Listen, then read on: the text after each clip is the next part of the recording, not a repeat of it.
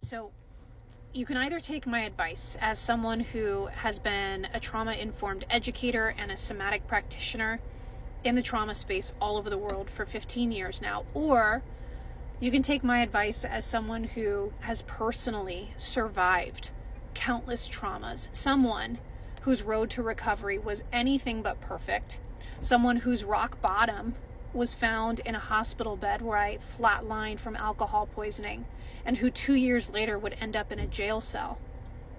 Had you told me at the age of 22, when I was in that jail cell, I'm 36 now, that this one thing would have been the answer to all of my healing, I would have laughed in your face. You see, I spent most of my life in some form of therapy or healing or on some kind of medication.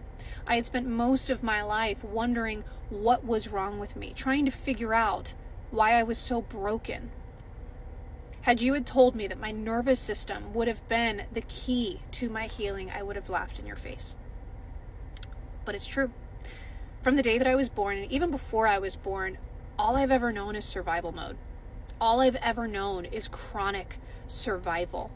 And the key to healing and to happiness and to fulfilling relationships with yourself, with others, and the world begins when you start to regulate your nervous system. When you start to disarm that security camera and that chronic alarm that is telling you that it's not safe to live in your life, in your body, and out in the world. When you start to recalibrate your security system, your nervous system, to seek out safety, rather than always alarming for danger, even when it's not there, your entire life changes. Your thoughts change, your emotional landscape changes, your immune system changes, your hormones change, the way that you feel and live in your body, your viscera, your bones, your joints, it changes. Everything about you changes. Your outlook on life, the way that you relate to yourself, the way that you relate to the world.